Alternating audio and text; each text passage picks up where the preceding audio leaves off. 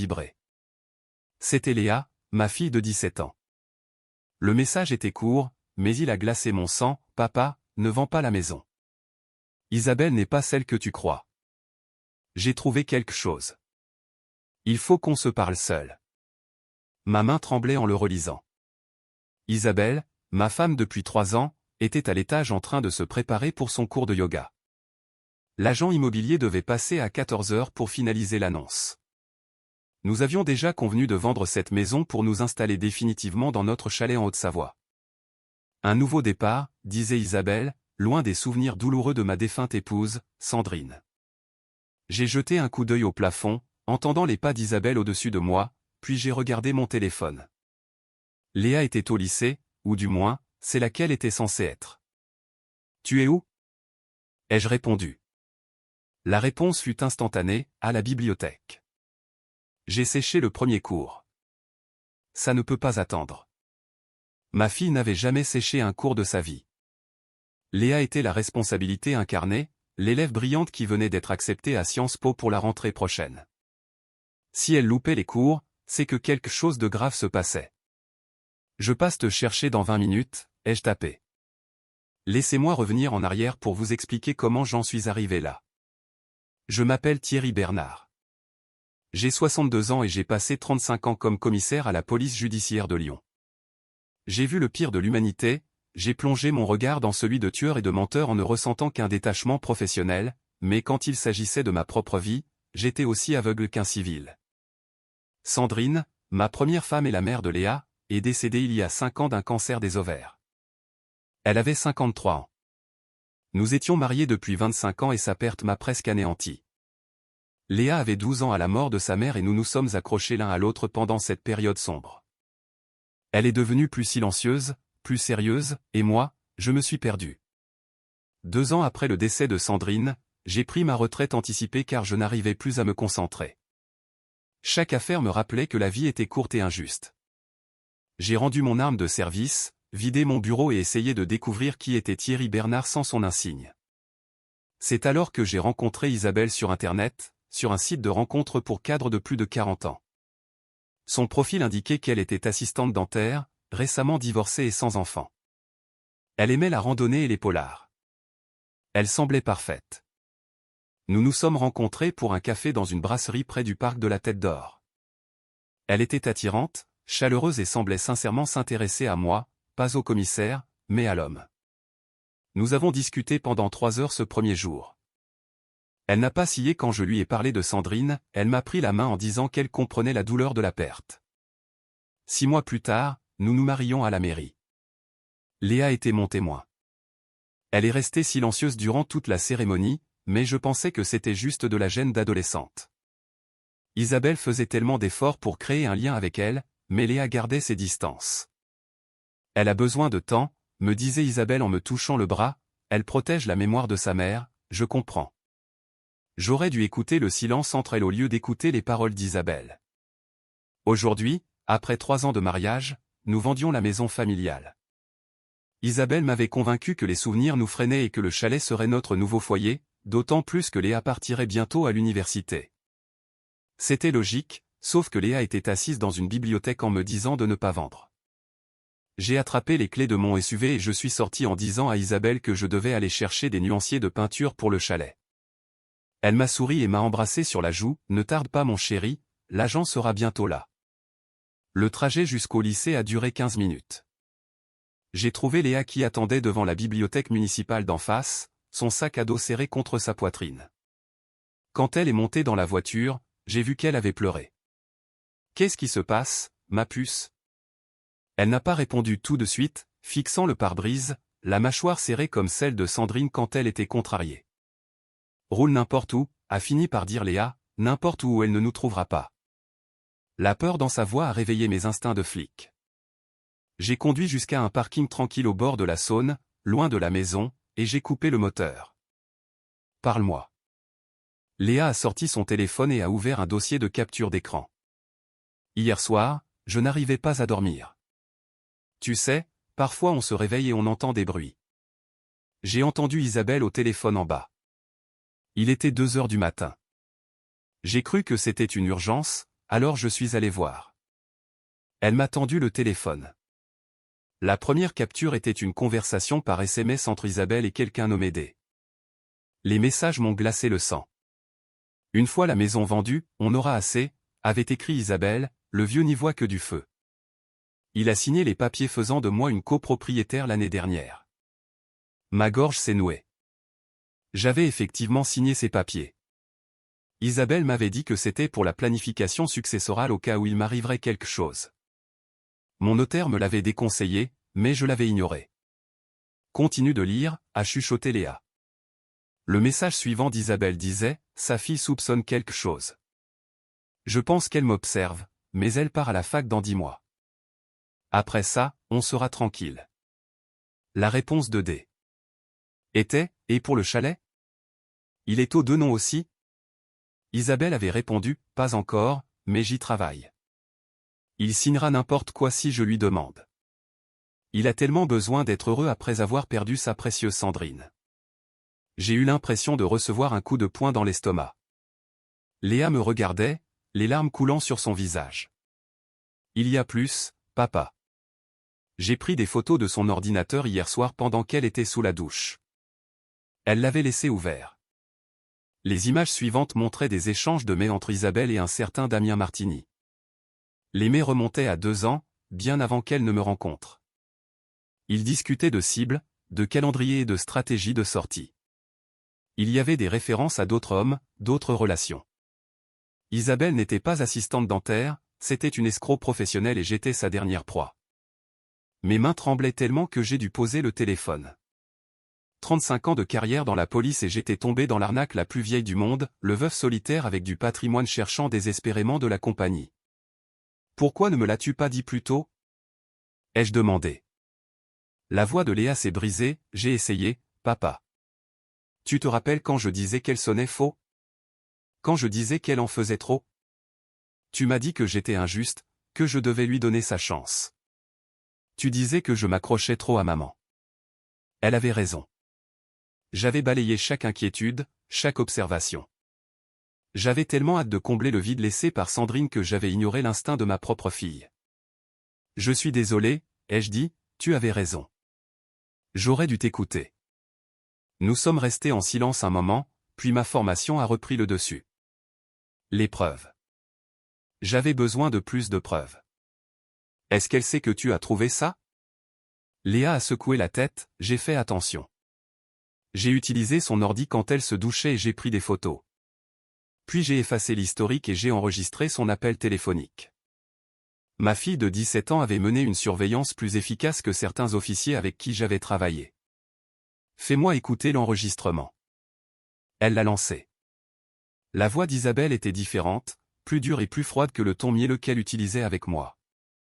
Écoute Damien, c'est le gros coup. La maison vaut 2,8 millions d'euros. On la met en vente cette semaine. Il faut vendre vite, le marché est porteur. Ensuite, je lui suggérerai de mettre l'argent sur un compte joint le temps qu'on cherche autre chose. Une fois que l'argent y sera, je disparais. La voix de Damien est sortie, grésillante mais claire, et la fille? Elle sera à la fac. Elle ne s'en rendra compte que trop tard. Le temps que le vieux comprenne, je serai au Panama avec une nouvelle identité. Il ne pourra rien prouver, tout était légal, il a tout signé lui-même. Ils ont ri ensemble. Ils ont ri. J'ai éteint l'enregistrement, mon corps entier était engourdi. Qu'est-ce qu'on va faire, papa? C'était la question, n'est-ce pas? Une partie de moi voulait confronter Isabelle immédiatement, la jeter dehors et appeler mon avocat. Mais le policier en moi savait qu'il fallait agir autrement. Si je l'alertais maintenant, elle disparaîtrait et je ne récupérerais jamais mon argent ni n'obtiendrais justice. Nous avons besoin d'un plan, ai-je dit lentement, et nous avons besoin d'aide. Léa a froncé les sourcils, l'aide de qui? De la police? J'ai secoué la tête, pas encore. Il nous faut des preuves matérielles de son intention de commettre une fraude. Pour l'instant, ce ne sont que des SMS et un appel. Elle pourrait prétendre que c'était des blagues sorties de leur contexte. Je dois la prendre sur le fait. J'ai réfléchi un instant, puis un nom m'est venu à l'esprit, quelqu'un à qui je n'avais pas parlé depuis presque 10 ans, Malik Belkacem. Les yeux de Léa se sont agrandis, le gars qui était entré par effraction dans notre garage quand j'étais petite? Lui-même. Mais ce n'est plus la même personne. Laissez-moi vous parler de Malik. Il y a 10 ans, quand Léa avait 7 ans, j'avais surpris un gamin de 20 ans en train de voler des outils dans mon garage. Il était désespéré, affamé et sous l'emprise de produits. J'aurais pu l'arrêter, mais quelque chose dans son regard m'a stoppé. Il me rappelait les gamins que j'avais vus sombrer parce que personne ne leur avait tendu la main. Au lieu de le menotter, je l'ai assis et je lui ai parlé. J'ai appris qu'il était sorti du système des foyers à 18 ans sans nulle part où aller. Il était tombé avec les mauvaises personnes et utilisait de la drogue pour oublier. Je lui ai proposé un marché, venir chez moi chaque samedi, je le nourrirais et nous travaillerions ensemble sur des projets de bricolage. En échange, il devait rester propre et voir une assistante sociale que je connaissais. Malik a accepté. Pendant 2 ans, il est venu chaque samedi. Nous avons restauré de vieux meubles, réparé des choses dans la maison. Sandrine lui préparait à manger, Léa lui montrait ses devoirs. Il faisait partie de notre routine. Puis Sandrine est tombée malade et j'ai perdu la trace de Malik. Quand j'ai enfin pensé à le recontacter, il était parti. J'avais entendu dire qu'il avait passé son bac, appris la menuiserie et lancé sa propre petite entreprise de rénovation. J'ai sorti mon téléphone et j'ai cherché sa société, Belkacem Rénovation. Le site montrait un Malik souriant, âgé de 30 ans, devant une camionnette avec son logo. J'ai appelé. Belkacem Rénovation, Malik à l'appareil. Sa voix était plus profonde, plus assurée. Malik, c'est Thierry Bernard. Il y eut un long silence. Commissaire Bernard. Enfin, Monsieur Bernard. Ça fait des années. Je ne suis plus commissaire, je suis à la retraite. Écoute Malik, j'ai besoin de ton aide pour quelque chose d'urgent et de personnel. On peut se voir? Bien sûr, n'importe quand. Dites-moi où et quand. Nous avons convenu de nous retrouver dans un café de l'Est lyonnais 1 heure plus tard. J'ai dit à Léa de retourner au lycée et d'agir normalement. Fais comme si de rien n'était, ai-je ordonné, si Isabelle demande où je suis, dis-lui que j'ai dû faire des courses pour le déménagement. Ne lui montre rien. Léa a hoché la tête, mais je voyais la peur dans ses yeux, papa, sois prudent. Si elle le découvre. Je le saurai, fais-moi confiance ma puce, on va régler ça. J'ai déposé Léa au lycée et je suis allé voir Malik. Il m'attendait déjà, assis à une table dans un coin avec 2 cafés. Quand il m'a vu, il s'est levé et j'ai été frappé par son changement. Le gamin maigre et hanté était devenu un homme solide, à l'allure capable, avec des mains calleuses et un regard clair. Tu as bonne mine, ai-je dit en lui serrant la main. Propre et sobre depuis 6 ans maintenant, a-t-il dit fièrement, je me suis marié l'année dernière et on attend notre premier enfant pour mars. Félicitations. Sandrine aurait été si heureuse pour toi. Son expression s'est adoucie, j'ai appris pour Madame Bernard, je suis vraiment désolé. Elle a toujours été si gentille avec moi. Nous nous sommes assis et je suis allé droit au but. Je lui ai tout raconté sur Isabelle, les captures d'écran, l'enregistrement, le plan pour vendre la maison et disparaître avec l'argent. Malik a écouté sans m'interrompre, son visage s'assombrissant au fil des détails. Vous m'avez sauvé la vie quand j'avais 20 ans, a-t-il fini par dire, j'étais sur une pente qui m'aurait mené à la morgue ou en prison. Vous n'étiez pas obligé de m'aider, mais vous l'avez fait. Alors peu importe ce qu'il faut faire, j'en suis. Ce n'est pas tout à fait légal ce que je prévois, les jeux prévenus, on va peut-être franchir certaines lignes. Malik a souri sombrement, commissaire, j'ai franchi beaucoup de lignes avant que vous ne me remettiez sur le droit chemin. Je pense que je peux en franchir quelques autres pour vous aider. Voici ce que nous avons décidé, l'agent immobilier venait à 14 heures, je devais assister à la réunion, agir normalement et signer tout ce qu'il y avait à signer. Pendant ce temps, Malik utiliserait ses contacts pour fouiller dans le passé d'Isabelle, retrouver Damien Martini et retracer d'autres arnaques qu'elle aurait pu commettre.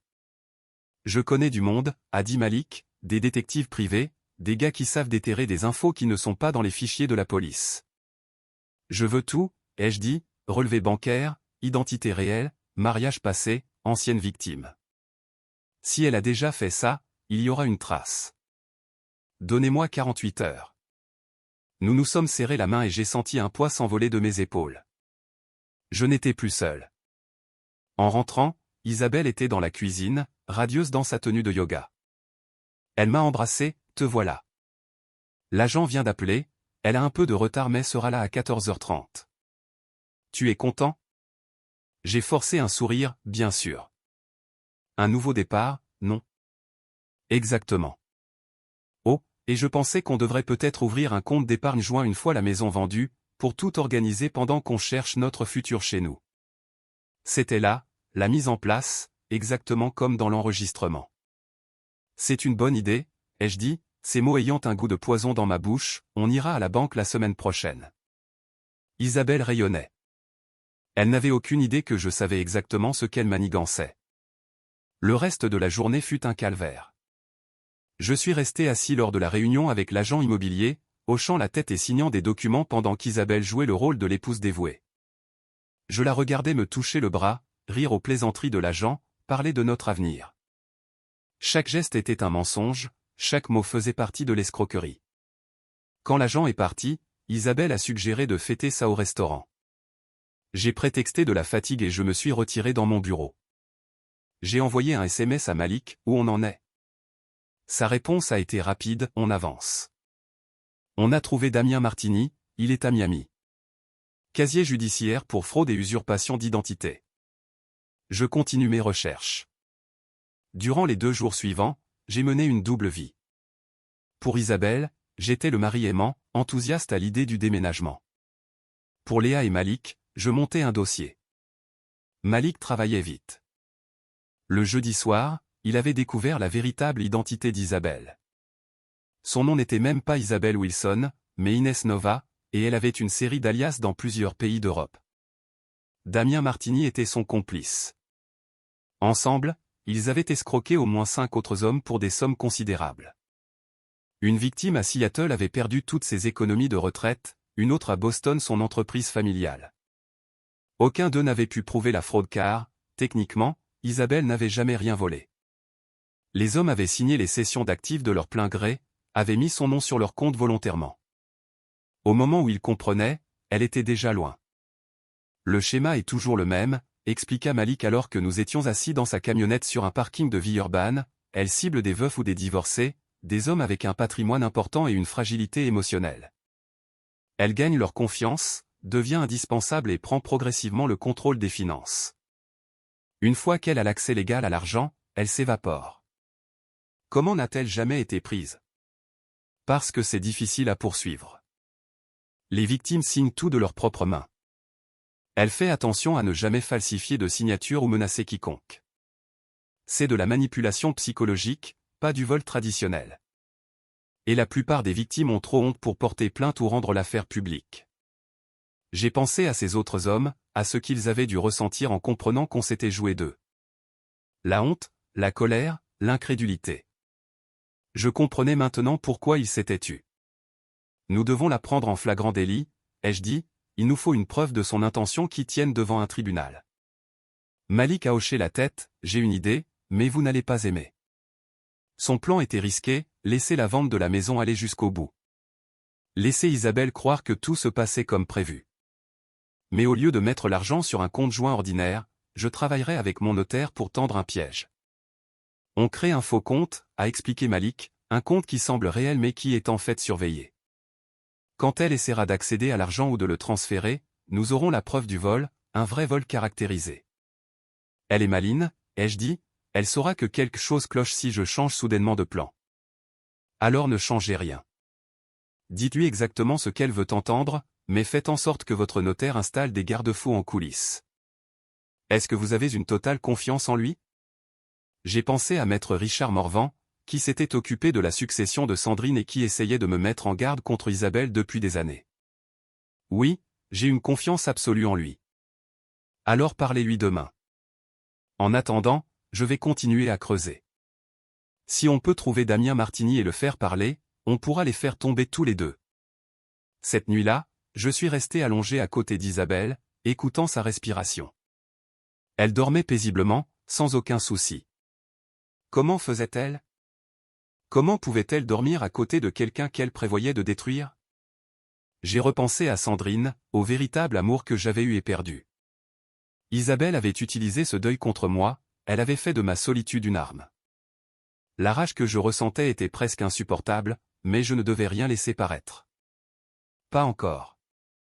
Le lendemain matin, j'ai rencontré Richard Morvan à son étude. Quand je lui ai tout raconté, son visage est devenu livide. « Thierry, j'ai essayé de te prévenir quand tu l'as ajouté sur l'acte de propriété.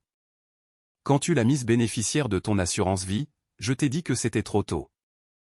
Je sais, j'ai été stupide, mais on peut réparer ça, n'est-ce pas ?» Richard s'est adossé à son fauteuil. « Légalement, ce qu'elle prévoit n'est pas un vol si tu lui donnes l'accès de ton plein gré. Mais si nous pouvons prouver la manœuvre frauduleuse, l'intention de tromper pour un gain financier, c'est une autre histoire. Le plan de Malik peut fonctionner, mais c'est risqué. Quel autre choix ai-je? Tu pourrais limiter les dégâts maintenant. Révoquer la copropriété, la retirer des comptes, demander le divorce. Tu perdrais de l'argent dans la procédure, mais tu serais débarrassé d'elle et elle passerait simplement à la proie suivante. Non, je veux qu'elle soit arrêtée, Richard. Je veux que tout le monde sache ce qu'elle est. Richard m'a étudié longuement, tu sais, en toutes ces années, je ne t'ai jamais vu aussi en colère. Elle a essayé d'utiliser ma fille pour me manipuler. Elle en a ri au téléphone. Quoi qu'il arrive maintenant, elle l'a cherché. Nous avons passé l'heure suivante à préparer le piège. Richard créerait un compte surveillé d'apparence légitime. Quand la maison serait vendue, nous y déposerions les fonds. Si Isabelle essayait de retirer ou de transférer l'argent sans mon autorisation explicite, ce serait signalé et documenté. Au moment où elle fera un mouvement, on la tiendra, a dit Richard, mais tu dois jouer ton rôle à la perfection jusque-là.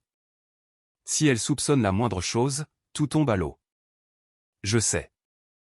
J'ai passé 35 ans à interroger des criminels, je peux gérer une escroc. La maison s'est vendue plus vite que prévu. Nous avons eu plusieurs offres et Isabelle a poussé pour accepter la plus haute, même si cela signifiait une signature rapide. J'ai accepté, observant son excitation grandir. Ça arrive vraiment, disait-elle en m'embrassant, notre nouvelle vie ensemble. Léa, qui observait la scène depuis la porte de la cuisine, a croisé mon regard. Le dégoût sur son visage était évident. Isabelle l'a remarqué et est immédiatement passée en mode « belle-mère attentionnée », Léa, ma puce, je sais que c'est difficile. C'était ta maison d'enfance, mais tu vas adorer le chalet. On pourra t'aménager une chambre pour quand tu reviendras de tes études. La réponse de Léa fut glaciale, je ne reviendrai pas souvent.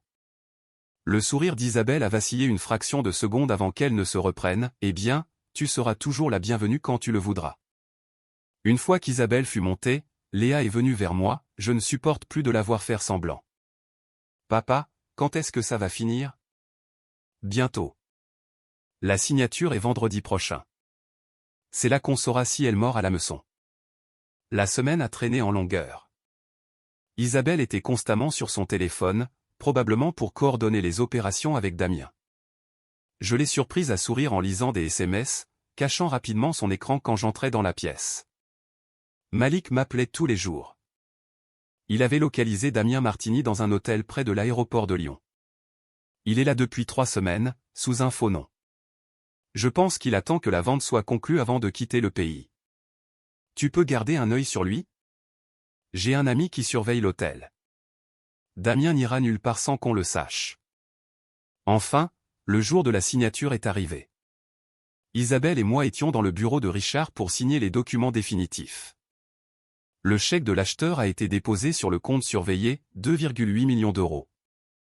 La main d'Isabelle tremblait légèrement en voyant la transaction se confirmer. C'est vraiment à nous, a-t-elle chuchoté.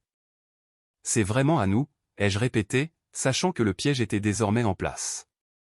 Ce soir-là, Isabelle a suggéré de fêter ça, allons dans ce bon restaurant que tu aimes, celui dans le Vieux-Lyon. C'est un grand moment. Nous sommes allés dîner, elle a commandé du champagne et rayonnait d'anticipation. J'ai joué mon rôle, portant des toasts à notre avenir et à nos nouveaux départs. En rentrant, Isabelle a dit qu'elle était fatiguée et s'est couchée tôt. J'ai attendu 1 heure, puis j'ai vérifié mon téléphone. Il y avait un message de Richard, elle a essayé d'accéder au compte.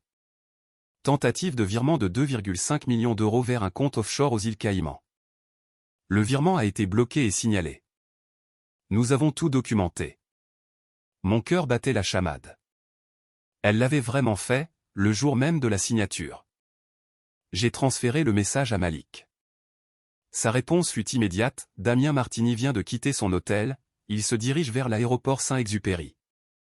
Je dois l'arrêter? J'ai réfléchi. Si nous arrêtions Damien maintenant, Isabelle risquait de paniquer et de s'enfuir.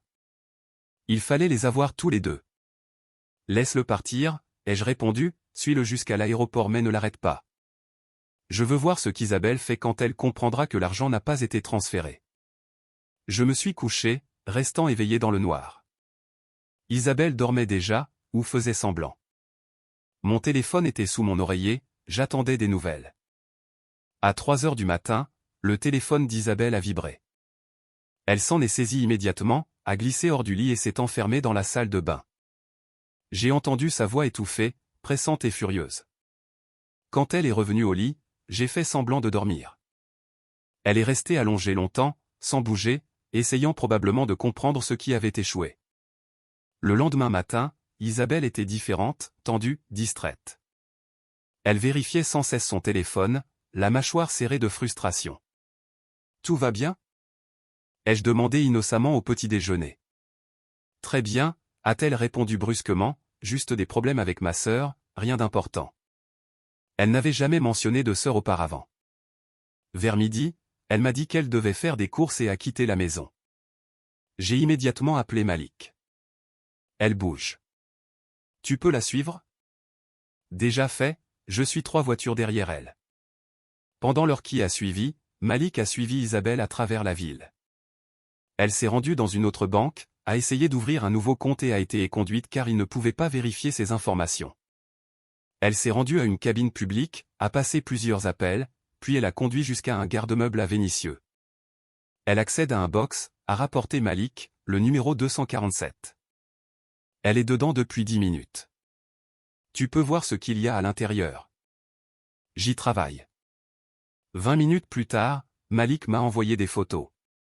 Isabelle avait un box rempli de documents, de passeports sous différents noms et de plusieurs sacs qui semblaient prêts pour un départ imminent.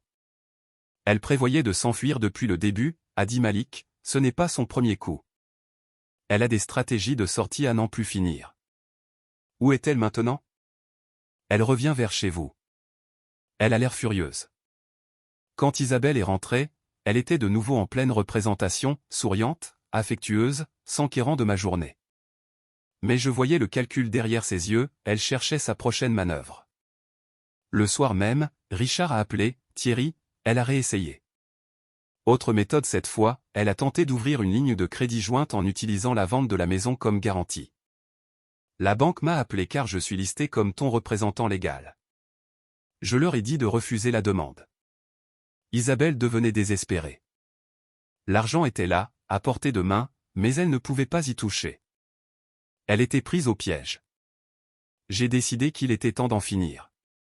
Le lendemain matin, j'ai dit à Isabelle que je devais lui parler de quelque chose d'important. Nous nous sommes assis dans le salon, la pièce même où Léa jouait enfant, où Sandrine et moi avions fêté nos anniversaires de mariage. J'ai parlé à Richard hier, ai-je commencé, il avait des questions sur le compte. L'expression d'Isabelle n'a pas changé, mais j'ai vu ses épaules se crisper. Oh! Quel genre de questions? Sur des tentatives de virement non autorisées, sur des demandes de crédit que je n'ai pas approuvées. Elle a ri, mais le son était forcé, Thierry, je ne vois pas du tout de quoi tu parles. J'ai sorti mon téléphone et j'ai lancé l'enregistrement que Léa avait fait. La voix d'Isabelle a rempli la pièce, froide et calculatrice, parlant du « vieux » et du plan pour prendre l'argent et fuir. Le visage d'Isabelle s'est vidé de son sang. Tu dois comprendre. A-t-elle commencé, mais j'ai levé la main. Je comprends parfaitement. Tu es une escroc. Ton vrai nom est Inès Nova. Tu as fait ça à au moins 5 autres hommes. Damien Martini est ton complice et vous avez essayé de me voler 2,8 millions d'euros. Elle s'est levée, reculant vers la porte, tu ne peux rien prouver de tout ça. Tout était légal. Tu as signé. J'ai signé des documents sur la base de manœuvres frauduleuses. Ça s'appelle une escroquerie, Isabelle. Ou devrais-je dire Inès? Son masque est enfin tombé.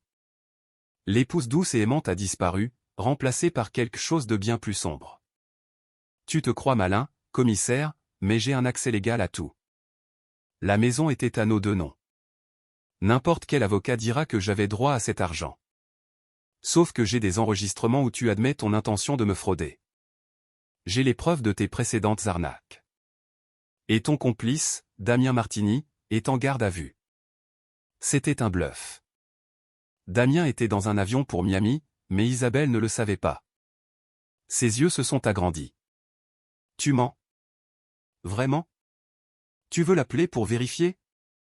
Pendant un long moment, nous nous sommes fixés. Puis Isabelle a tenté sa chance.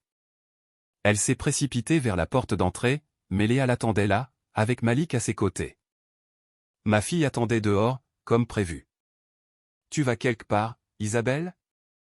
A demandé Léa froidement. Isabelle a regardé Malik, puis Léa, puis moi. Elle était acculée. Tu as deux choix, ai-je dit, soit tu coopères avec la police, tu leur dis tout sur ton réseau et tu les aides à récupérer l'argent des précédentes victimes, soit tu te bats et je m'assurerai que chaque arnaque que tu as commise soit exposée au grand jour. À toi de voir. Le visage d'Isabelle s'est tordu de rage, espèce de vieux con prétentieux. Tu étais une cible si facile. Un veuf solitaire, désespéré de trouver quelqu'un. Tu m'as pratiquement supplié de profiter de toi. Peut-être bien, ai-je admis, mais ma fille a vu clair en toi dès le début. Une gamine de 17 ans a été plus intelligente qu'un commissaire avec 35 ans de métier. Ça va être dur à digérer pour toi. J'ai sorti mon téléphone et j'ai appelé un collègue toujours en activité. Commissaire Morel? C'est Thierry Bernard. J'ai quelqu'un ici dont tu devrais t'occuper pour une série d'escroqueries. Isabelle a été arrêtée cet après-midi-là. Richard avait toute la documentation prête, les enregistrements, les tentatives de virement, les preuves rassemblées par Malik. Avec la preuve de l'intention et le schéma des arnaques passées, le procureur avait assez d'éléments pour un dossier solide.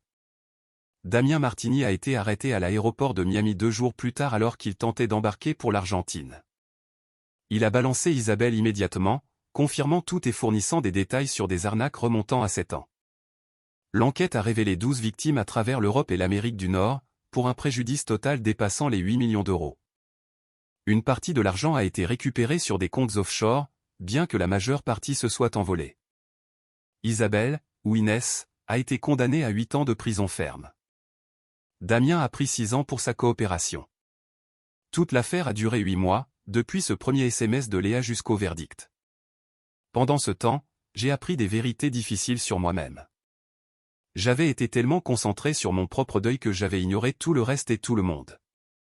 J'avais balayé les inquiétudes de Léa, ignoré les signaux d'alarme et j'avais failli tout perdre parce que je ne voulais plus me sentir seul. Mais voici ce que j'ai aussi appris, la famille n'est pas qu'une question de sang. C'est une question de savoir qui est là quand les choses deviennent difficiles. Léa a été là. Elle a risqué sa relation avec moi en me disant la vérité sur Isabelle alors qu'elle savait que je pourrais ne pas la croire. Malik a été là. Un gamin que j'avais aidé 10 ans plus tôt est revenu quand j'en avais besoin, sans poser de questions, sans hésiter. Richard a été là, protégeant mes intérêts même quand j'étais trop aveugle pour le faire moi-même. Ce sont ces gens-là qui comptent. Pas Isabelle avec son affection factice et son charme calculé, mais les vraies relations bâties sur la confiance et l'attention sincère. 1 an plus tard, j'ai vendu le chalet. Il s'est avéré que je n'avais pas besoin d'un nouveau départ ailleurs, j'avais besoin de reconstruire ce que j'avais ici à Lyon avec les gens qui tenaient vraiment à moi. Léa a commencé ses études à Sciences Po. Elle dit que c'est une affaire de famille. On se parle toutes les semaines et, cette fois, je l'écoute vraiment. Malik et sa femme ont eu leur bébé, une petite fille qu'ils ont appelée Sandrine. J'en suis le parrain. Malik et moi nous voyons chaque samedi matin, comme au bon vieux temps. Parfois nous bricolons, parfois nous nous contentons de boire un café et de discuter. Et j'ai appris à être seul sans être solitaire. Je fais du bénévolat dans un centre pour jeunes, aidant ceux qui sortent de l'aide sociale à l'enfance, essayant de rendre ce que j'ai fait pour Malik. Je pense encore à Sandrine chaque jour, mais j'ai arrêté de culpabiliser à l'idée d'avancer. Elle n'aurait pas voulu que je reste prisonnier du deuil, elle aurait voulu que je vive. Une chose à laquelle je ne m'attendais pas, les autres victimes d'Isabelle m'ont contacté après le jugement. Nous avons formé un groupe de soutien, nous entraidant pour nous reconstruire, non seulement financièrement mais aussi émotionnellement. Certains sont devenus de bons amis. Le mois dernier, l'un d'eux, Robert, m'a dit quelque chose qui m'est resté, l'arnaque a marché parce qu'on voulait qu'elle marche. On voulait tellement croire que quelqu'un pouvait nous aimer qu'on a ignoré tout ce qui nous disait le contraire. Isabelle n'a pas créé notre solitude, elle l'a juste exploitée. Il avait raison. Isabelle était la méchante de l'histoire, mais j'avais joué mon propre rôle en refusant de voir ce qui était juste devant moi. Léa est revenue pour les fêtes et nous nous sommes assis dans la cuisine où Sandrine cuisinait autrefois, là où notre famille se réunissait. Malik et sa famille étaient avec nous, Richard était venu avec sa femme. Ce n'était pas la famille que j'avais imaginée un an plus tôt, mais elle était réelle. En regardant autour de la table ces gens qui étaient restés à mes côtés, qui s'étaient battus pour moi quand je ne pouvais pas le faire moi-même, j'ai compris ce que Sandrine disait souvent, la famille est celle que l'on choisit, et celle qui nous choisit en retour. Léa avait choisi de risquer notre lien pour me sauver. Malik avait choisi d'aider l'homme qu'il avait jadis aidé. Ce sont ces choix qui comptent. Parfois, je me demande ce qui serait arrivé si Léa n'avait pas envoyé ce SMS. Si elle s'était tue, pensant que je ne l'écouterais pas. Isabelle aurait réussi. Je serais seul et ruiné, me demandant comment ma vie s'était effondrée si vite. Mais Léa a envoyé ce message. Elle a eu confiance en moi pour l'entendre, même quand je lui avais donné toutes les raisons de ne pas le faire. C'est ça la différence entre le véritable amour et l'affection de contrefaçon. Le véritable amour vous dit la vérité même quand c'est difficile. Le véritable amour se montre présent quand les choses se compliquent. Le véritable amour se construit sur des années de petits moments, il ne se fabrique pas en quelques mois de gestes calculés. J'ai 63 ans aujourd'hui. J'ai assez vu de la vie pour savoir que je ferai probablement d'autres erreurs. Je me ferai peut-être encore avoir, même si j'espère que ce ne sera pas à ce point-là. Mais je sais aussi que je n'affronte pas seul ce qui m'attend. J'ai ma fille, qui est bien plus courageuse et intelligente que je ne l'avais imaginé. J'ai Malik, qui est la preuve qu'aider quelqu'un peut changer toute sa trajectoire. J'ai des amis, des vrais, bâtis sur des fondations qui ne peuvent pas être simulées. Et j'ai le souvenir de Sandrine, non pas comme un rappel douloureux de ce que j'ai perdu, mais comme un guide pour reconnaître l'amour véritable quand il se présente. Où que vous soyez en train de regarder ceci, j'espère que vous avez dans votre vie des gens qui vous enverraient ce SMS d'alerte, qui seraient présents quand vous en auriez besoin, qui vous choisiraient comme ma fille a choisi de me sauver. Le sang ne fait pas la famille, c'est la loyauté qui l'a fait. C'est le choix. C'est la présence. Et s'il y a un jeune de 17 ans dans votre vie qui essaie de vous dire quelque chose d'important, écoutez-le. Il est peut-être bien plus sage que vous.